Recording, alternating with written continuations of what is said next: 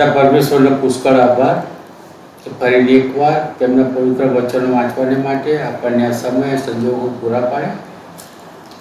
વિશેષ આપણો આભાર માનીએ કે આપણા જીવનમાં જે એક નવો દિવસ પણ આપ્યો અને આશીર્વાદિત દિવસને માટે પણ પિતા પરમેશ્વરને આપણે આભાર માનીએ. આજના દિવસની માટે આપણે પવિત્ર પુસ્તક બાઇબલ અને તેનું પુસ્તક ગણના અને તેમાંથી તેનો 4થો અધ્યાય તેનું વાંચન કરવાના છીએ. પિતા અમારી સહાયતા મદદ કરે કે વાંચન અમે સારી રીતે વાંચી શકીએ, સમજી શકીએ.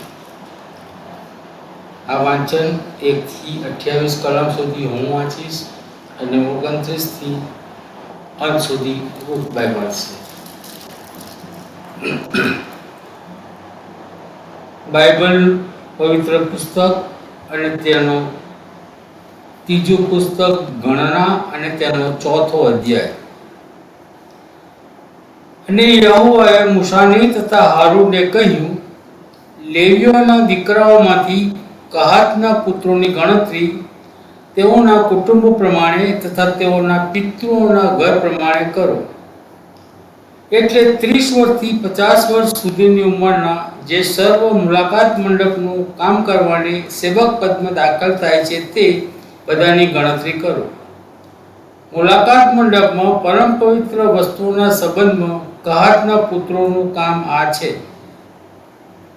અને છાવણી ઉપડતી વખતે હારૂન તથા તેના દીકરા અંદર જઈને પોતાનો પડદો ઉતારે ને તેને કરાર કોષ ઉપર ઓઢાડે અને તે પર સીલ માછલાના ચામડાનું આચ્છાદન નાખે ને તેના પર એક તદ્દન નીલ રંગનું કપડું પાથરે ને તેના દાંડા તેમાં નાખે અને અલ્પેલી રોટલીની મેજ પર નીલ રંગનું કપડું પાથરે ને તેના ઉપર થાળીઓ તથા ચમચા તથા પ્યાલા તથા તર્પણને માટે વાટકા મૂકે અને નિત્યની રોટલી તેના ઉપર રહે અને તેઓના ઉપર તેઓ કિરમજી કપડું પાથરે ને સીલના ચામડાના આચ્છાદનથી તેને ઢાંકી દઈને તેના દાંડા તેમાં નાખે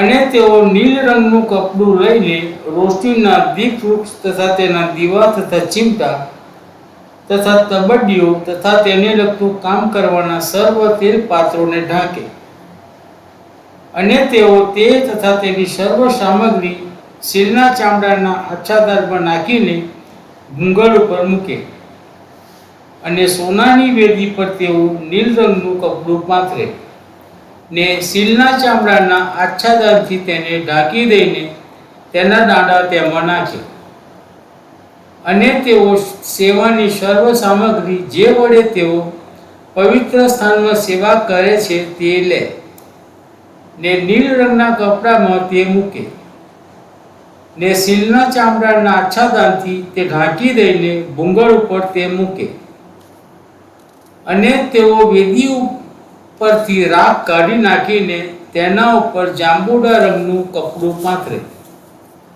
અને તેના ઉપર તેઓ તેને લગતું કામ કરવાની સર્વ સામગ્રી એટલે સગડીઓ તથા ત્રિશૂળો તથા પાવડા તથા તપેલીઓ એટલે વેદીના સર્વ પાત્રો મૂકે અને તેના ઉપર તેઓ સીલના ચામડાનું આચ્છાદન નાખે ને તેના દાંડા તેમાં નાખે. અને છાવણી ઉપડવાની હોય ત્યારે હારૂન તથા તેના પુત્રો પવિત્ર સ્થાનને તથા પવિત્ર સ્થાનના સર્વ સરસામાનને ઢાંકી રહે. ત્યાર પછી કહાતના પુત્રો તેને ઊંચકવાને આવે, પણ તેઓ કોઈ પવિત્ર વસ્તુનો સ્પર્શ ન કરે, રખેને તેઓ માર્યા જાય.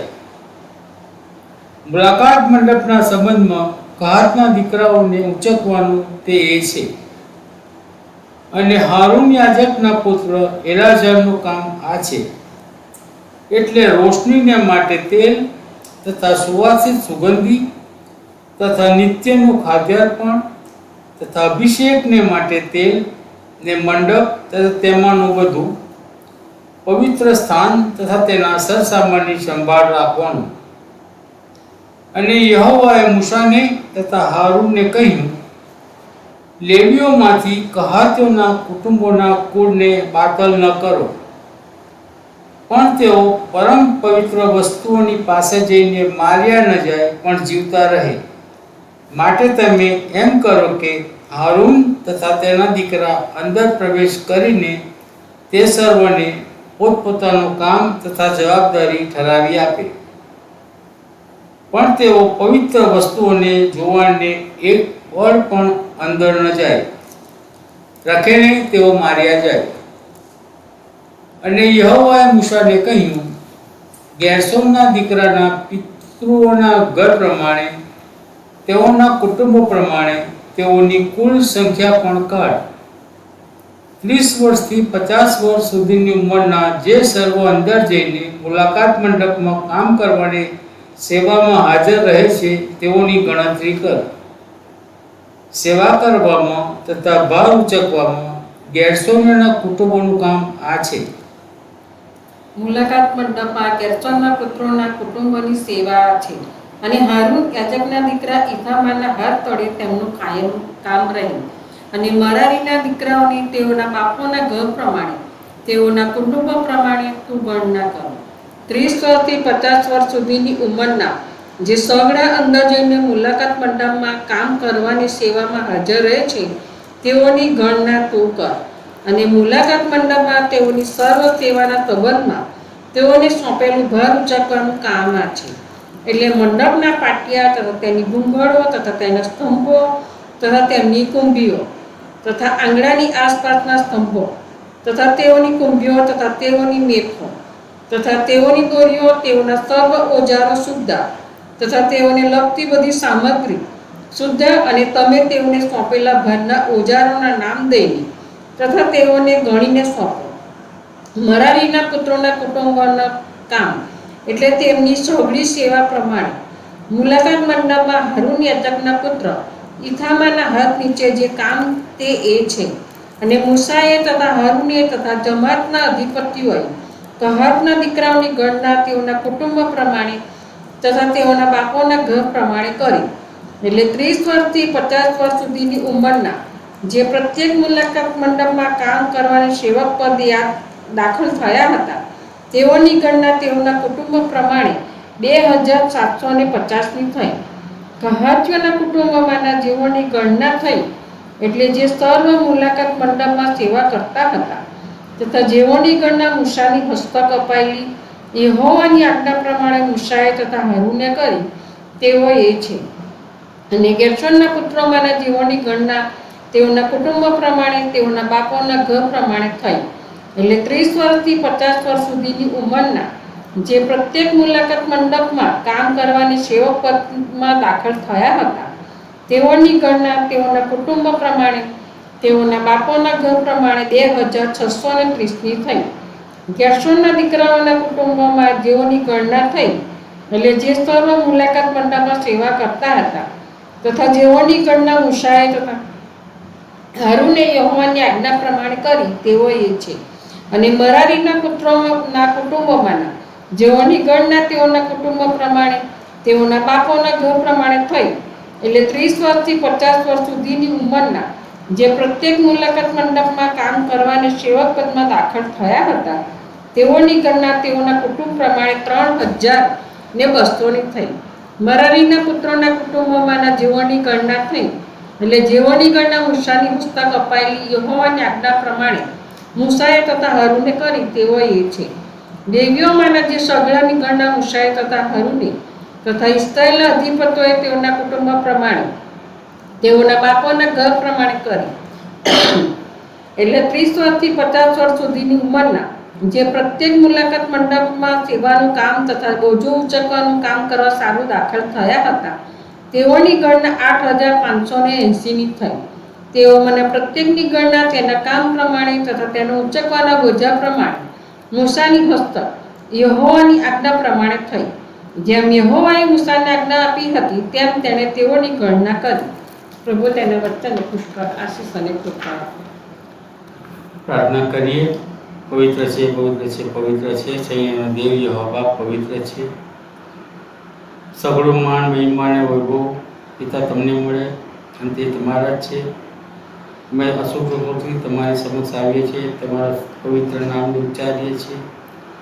તેને માટે પિતા અમે તમારો આભાર તો ઉપકાર માનીએ છીએ. વિશેષ પિતા, આજના દિવસે અમારા જીવનમાં એકાદ દિવસ પૂરો પાડ્યો, એ દિવસને માટે જોઈતા અને અમારા શરીર માટે જોઈતા સગળા સારાવાળા તમે તમારા પવિત્ર નામ પૂરા પાડ્યા. અમે તમારો આભાર તો ઉપકાર માનીએ છીએ. વિશેષ માનતા પિતા, કોઈ પણ ભાઈ બહેન બીમાર હોય, અમે જાણીએ છીએ નથી જાણતા, તો આ સગડાઓને તમારી સમક્ષ લાવીએ છીએ. તમારા તંદુરસ્ત પવન પવિત્ર હાથનો સ્પર્શ વડે તેઓને સ્પર્શો તેને સાજા પણ મળે એ કૃપા તમે થવા દો. ગરીબ અનાથ વિધવાઓની સહાયતા મદદ કરો. જે કુટુંબમાં મરણે પ્રવેશ કર્યો હોય એ કુટુંબને તમારા આત્મિક દિલાસાથી ભરપૂર કરો અને સ્વજનના જવાથી જે કુટુંબને ખોટ પડી છે એ ખોટ સહન કરવાને માટે પણ તમે તેઓની સહાયતા મદદ કરો. ભારત દેશને આશીર્વાદિત કરો, ત્યાં રાજનેતાઓને આશીર્વાદિત કરો. અમારા દેશ અમેરિકાને આશીર્વાદિત કરો અને અમારા રાજનેતાઓને આશીર્વાદિત કરો. બાપ, આવનાર ચૂંટણીની અંદર તમને પસંદ એવો યોગ્ય નેતા તમે દેશને માટે પૂરો પાડો બાપ, અને તમને માન્ય મહિમા ગૌરવ મળે એ કૃપા તમે થવા દેજો. પ્રભુ પિતા, અમે શું માંગીએ, અમારા માગ્યા અગાઉ તમે તે સગળા સારાવાળા તમારા અકોટ ભંડારમાંથી પૂરા પાડો છો. અમે તમારા આભાર તો ઉપકાર માનીએ છીએ. અમારી શારીરિક તંદુરસ્તીને બક્ષી રહ્યા છો તેને માટે પણ અમે તમારા આભાર તો ઉપકાર માનીએ છીએ.